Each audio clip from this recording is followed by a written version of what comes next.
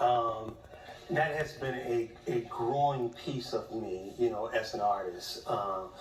Being very intentional, being purposeful in your passion. And, art says nothing, but it says everything. It quietly speaks to you.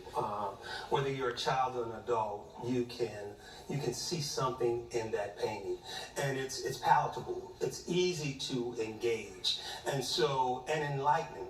So there's opportunity to learn, to educate, and I understand that. And so, I spend my time doing research. I spend my time studying, and then I let it all ingest inside of me and formulate.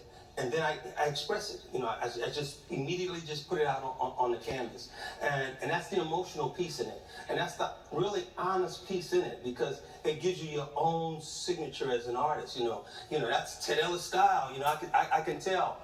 So 30 years of paint, 30 years of engaging. When you're talking about, communities, you're talking about organizations, profit, nonprofit. When you're talking about institutions, at churches, at corporations, I've had those opportunities. Walt Disney, Merck Pharmaceutical, ExxonMobil.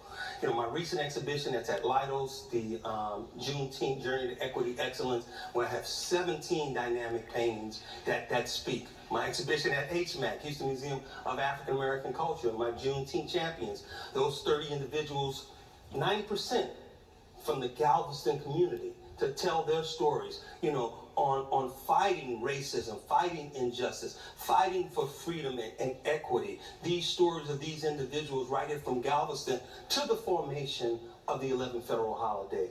And so you say, Tay, well, what inspires you? I have the ability to heal at the end of the day. And our goal is to uplift humanity, improve human capital. And we're supposed to do that with the gifts that we have. So I have this little thing about sharing and caring. You got to care about people, and you got to share your gifts and what you have.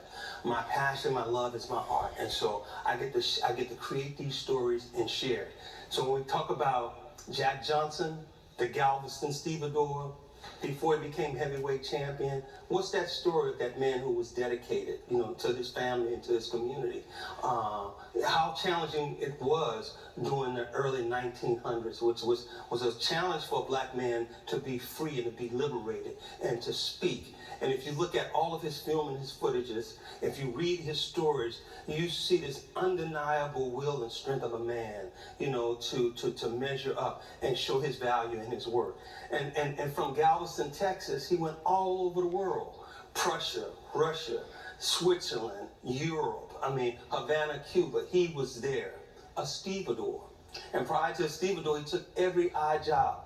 But you got to think about what got him ready in preparation for becoming a heavyweight champion of the world.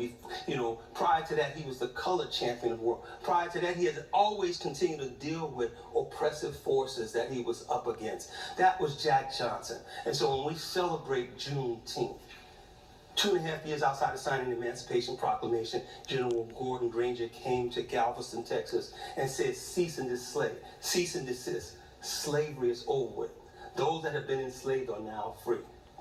Abraham Lincoln charged him with that responsibility with the colored troops that were placed here in Galveston. When the folks saw the faces of those black soldiers, these men of bronze that were marching over at Reedy Chapel, saying that slavery was over with. And Galveston, the heart of Juneteenth. You can easily say freedom started here, comprehensively, collectively, among all the citizens of the United States. That's why it became the 11th federal holiday. And so folks like Jack Johnson, who was unapologetic in fighting racism, stood up against all the adversity in that aspect. There was something about this stevedore. And when you learn the history of the stevedores and what they did, they kept this country fluid. They kept it dynamic in the sense of engaging capitalism, because all kind of trade and commerce was happening through the stevedores.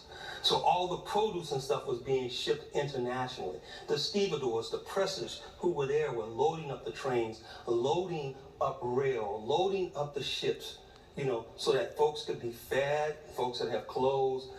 That was the stevedore. He was a champion long before he became the heavyweight champion of the United States. And he is just one of many lives you have documented. Ted Ellis, I have so many questions for you. Unfortunately, we are out of time, but thank you so much for all your work in the community and everything you have done. And the good news is you'll have many opportunities to see Ted's work. There are so many exhibitions currently on display and upcoming as well. So happy Juneteenth to you, sir, and it is great to meet you. Thank you, Derek. Thank you so much. All right. In the meantime, Courtney, we're going to send it on over to you. Thanks so much, Derek. It's so great to meet the artist, of course. Ted Ellis, some of his work is inside the Nia Center right behind me as well. A fabulous story. Hey, guys, don't go anywhere. Coming up next on Houston Life, they're the future leaders of Juneteenth. This year's Juneteenth pageant winners are here right in Galveston, plus a fourth grader who just won a citywide contest with his inspirational speech about